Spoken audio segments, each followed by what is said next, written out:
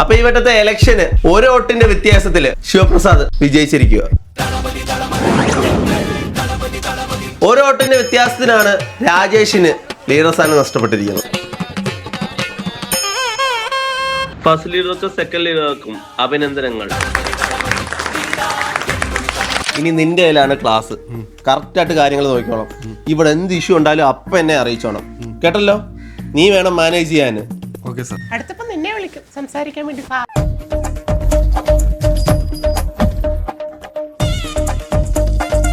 എടാ ഫസ്റ്റ് ലീഡറിനെ ഉള്ള വേല, സെക്കൻഡ് ലീഡറിനെ ഒന്നും ഇല്ല കേട്ടാ. ഞാൻ ഒറ്റ ഒരാള് കാരണോ എനിക്ക് ഇത്ര വോട്ട് കിട്ടിയത് പെണ്ണുങ്ങളുടെ ഇടയില്. അതെ, കൺഗ്രാജുലേഷൻ. Thank you.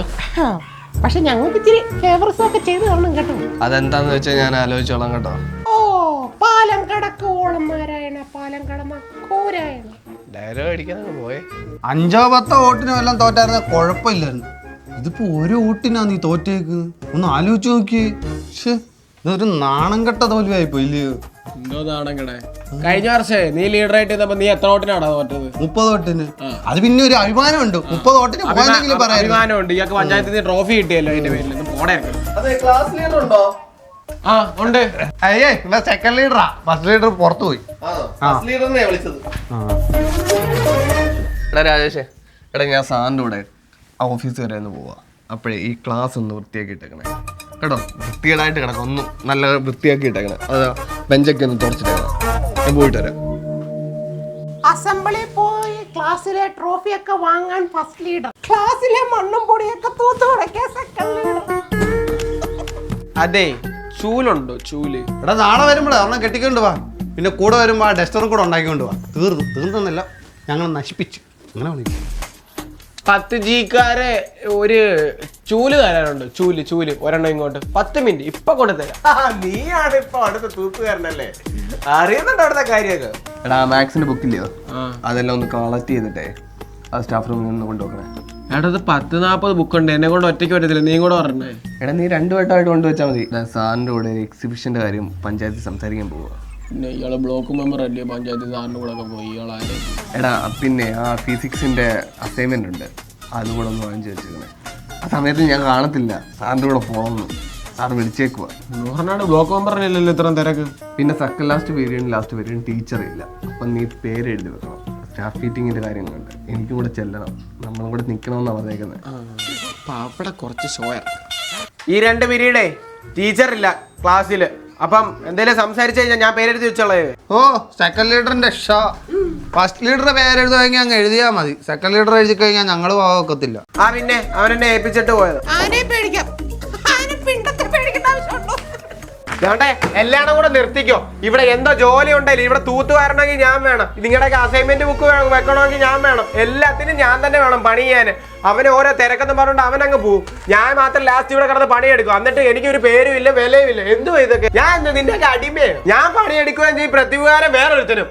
ഇതിലും ഭേദമേ ആ ഇലക്ഷന് നിൽക്കാതിരിക്കുന്നതിന് നല്ല കോപ്പ്. മടുത്ത് എനിക്ക്. വീട്ടിൽ ചെന്ന് കഴിഞ്ഞാൽ അവിടെ സമാധാനം ഇല്ല. അവിടെ ചെന്നാൽ ഡസ്റ്റർ ഉണ്ടാക്കണം, ചാർട്ട് വരയ്ക്കണം, കോളം വരയ്ക്കണം. എന്തുവാ ഇതൊക്കെ? നിനക്കൊക്കെ ഉണ്ടല്ലോ ഫ്രീ പീരീഡ് ഇരുന്നിട്ട് ഈ അസൈൻമെന്റ് ഒക്കെ എഴുതാൻ പറ്റും. എനിക്ക് അതുപോലും പറ്റത്തില്ല. എനിക്കൊക്കെ നിന്റെയൊക്കെ പേരെഴുതാൻ പറ്റും. അതിനൊരു വിലയെങ്കിലും ഉണ്ടോ? അതും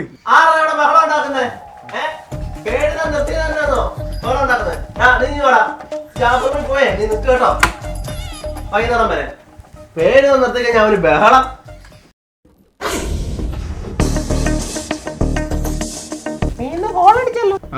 ലീഡർ വന്നില്ല. അപ്പൊ ഇന്നത്തെ ഫസ്റ്റ് ലീഡർ നീയാ. കേറിയങ്ങോട്ട് പൊളിക്ക്. പിന്നെ ഫസ്റ്റ് ബെൽ അടിച്ചു കേട്ടോ. അപ്പം ആരും വെളിയിലോട്ടൊന്നും ഇറങ്ങാൻ നിൽക്കണ്ട. ഇവിടെ തന്നെ ഇരുന്നാൽ മതി കേട്ടല്ലോ. പിന്നെ ചിലപ്പോൾ ഞാൻ പഞ്ചായത്തിലെ എക്സിബിഷന്റെ ഭാഗമായിട്ട് സാറിൻ്റെ കൂടെ പോയെന്നൊക്കെ ഇരിക്കും. വേണമെങ്കിൽ ആ സമയത്ത് രാഹുൽ ഒന്ന് പേരൊക്കെ എഴുതിക്കോ. അങ്ങനെ ചിലവർക്കൊക്കെ ആഗ്രഹമൊക്കെ കാണും ഇവിടെ ഇങ്ങനെ നിൽക്കണ്ടൊക്കെ. കഴിഞ്ഞ വർഷം 30 വോട്ടിനൊക്കെ പൊട്ടിയതല്ലേ. കൂടെ ഡയലോഗ് അടിക്കല്ലേ. 30 വോട്ടിന് തോറ്റെന്നും പറഞ്ഞ് നീ കൂടുതൽ കാക്കേണ്ട കാര്യമില്ല. എനിക്ക് പേര് എഴുതാൻ വലിയ താല്പര്യമില്ല. ആകെ 30 പേരുള്ള ക്ലാസ്സിലെ 30 വോട്ടിന് തോറ്റെന്ന് പറഞ്ഞ് നിന്റെ വോട്ട് പോലും നിനക്ക് കിട്ടില്ല. എനിക്ക് അറിയാൻ പറ്റോ എന്തോ പറ്റിയത്? അത് കയ്യവത്തം പറ്റിയോ? ഒരു സ്പെല്ലിങ് മാറിപ്പോയതാ. ആ വോട്ടും അവനെ. സ്വന്തം പേര് പോലും എഴുതാൻ അറിയാത്ത നീയാണോ ഇവിടെ വന്നിരുന്ന് സംസാരിക്കുന്നവരുടെ പേര് എഴുതാൻ പോന്നെ? നീ എഴുതിയാൽ മതി കേട്ടോ. നീ എഴുതണ്ട. സ്വന്തം പേര് പോലും മര്യാദക്ക് എഴുതാൻ അറിയാത്ത മൊണ്ണ. എന്തുവാ ഇവിടെ? ബസ് കിട്ടാനേ താമസിച്ച് നമ്മുടെ ബാഗ് കൊണ്ടിരിക്കുന്നേ. ഞാനേ പഞ്ചായത്ത് വരെ സാറിനോടൊന്ന് പോയിട്ടുണ്ട് എക്സിബിഷന്റെ കാര്യം സംസാരിക്കും. നീ ആ പേരൊന്ന് എഴുതി വെക്കണേ കേട്ടല്ലോ, ഉണ്ടായിരിക്കണേ. 30 വോട്ടിന് തോറ്റെങ്കിലേ ഒരു കുഴപ്പമില്ല. നിന്റെ തൊട്ട് അടിമയോട്ട് പണിയെടുക്കേണ്ട ഗതികേട് എനിക്ക് വന്നിട്ടില്ല. എന്താ സേവാണോ? ശിവപ്രസാദ് ഉണ്ടല്ലോ പഞ്ചായത്ത് പ്രസിഡന്റ് തന്തയ്ക്ക് വിളിച്ചെന്നു. എന്തിന്? അയ്യോ അതൊന്നും എനിക്കറിയത്തില്ല. സാറിപ്പോ ക്ലാസ്സിലോട്ട് വരുന്നു. നടക്കാൻ പറ്റാത്ത കാര്യങ്ങളാണ് ഇന്ന് സംഭവിച്ചത്. നമ്മുടെ ഈ വട്ടം നമ്മുടെ സ്കൂളിൽ നടക്കാവുന്ന എക്സിബിഷൻ ക്യാൻസൽ ആയിട്ടുണ്ട്. ഇനി തൊട്ട് നമ്മുടെ സെക്കൻഡ് ലീഡർ ആയിട്ടുള്ള രാജേഷ് ആയിരിക്കും മെയിൻ ലീഡർ. അപ്പം അവൻ പറയുന്ന കാര്യങ്ങളൊക്കെ നിങ്ങളെ കേട്ടാ മതി കേട്ടോ. കൺഗ്രാജുലേഷൻസ്. കൈവിട്. താല്പര്യമില്ല. രാജേഷേ കാര്യങ്ങളൊക്കെ അറിയാലോ. അപ്പൊ എങ്ങനെയാന്ന് വെച്ചാൽ കാര്യങ്ങൾ ചെയ്തോണം കേട്ടോ. ഞാൻ അങ്ങോട്ട് പോട്ടെ, ചിതരക്കുണ്ട്. നീ എന്തിനാടാ പഞ്ചായത്തിൽ പോയി പഞ്ചായത്ത് മെമ്പറെ തല്ലാൻ പോയത്? എടാ ഞാൻ അന്നൊക്കെ വിളിച്ചല്ല, എന്റെ ചേട്ടനാ പ്രസംഗം എഴുതിയത്. ഞാൻ അത് വായിച്ചത് മാത്രമേ ഓർമ്മയുള്ളൂ. പ്രസംഗം ഒന്ന് കാണിച്ചേ. വ്യസന സമേതം ബഹുമാനപ്പെട്ട പഞ്ചായത്ത് പ്രസിഡന്റ്, വേദിയിലിരിക്കുന്ന വിശിഷ്ട അവശിഷ്ടങ്ങളില് എല്ലാവർക്കും എന്റെ വക ആദരാഞ്ജലികൾ നേരുന്നു.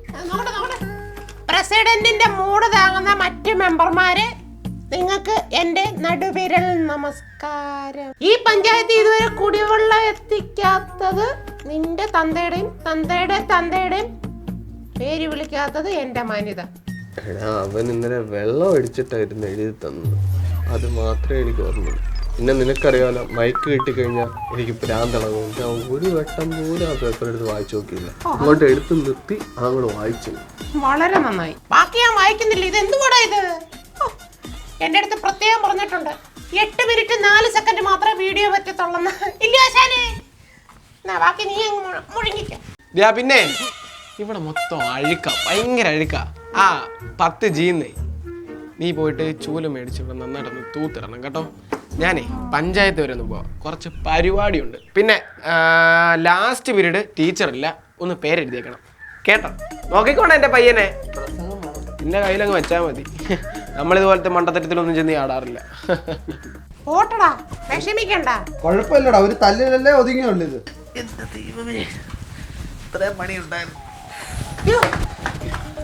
എന്തുവാടി എടാ ശിവപ്രസാദേ, ഇനി തൊട്ട് നീ തന്നെടാ. അതെങ്ങനെ? ആ പൊട്ടൻ രാജേഷ് ഉണ്ടല്ലോ, പഞ്ചായത്തിലോട്ട് കയറി കൊടുത്തേ. ചെന്നിട്ട് ആ മൊണ്ണ പറയുവാന്നേ, ഞാനാ ലീഡർ. ഓൾറെഡി അവര് ഒരു ടെമ്പോ നിറച്ച ആളുമായിട്ട് ഇങ്ങോട്ട് വരാനിരിക്കുവായിരുന്നു. അപ്പോഴേ ഇവൻ അങ്ങോട്ട് കയറി കൊടുത്തേ. ഒന്നും പറയണ്ട, പേരെന്നാളും പറയുന്നതിന് മുമ്പേ അടി തുടങ്ങി. അവനെ കൊണ്ട് അവരങ്ങ് പോയി. ഇനി അവനെ കൊണ്ട് ഒന്നിനും കൊള്ളത്തില്ലെന്നാ പറയുന്നത്. നിനക്ക് കണക്കിന് കിട്ടാനുള്ളത് അവൻ മേടിച്ചെടുത്തത്. എന്തായാലും അതൊക്കെ കാര്യമായില്ലേ. അപ്പൊ നീ വീണ്ടും പഴയ പദവിയിൽ എത്തിയല്ലേ. ഓയ് റെഡി, ഞാൻ പേരെഴുതാൻ പോവാ. ഇവന് കിട്ടിയാൽ മതിയായിരുന്നു. Leader sir.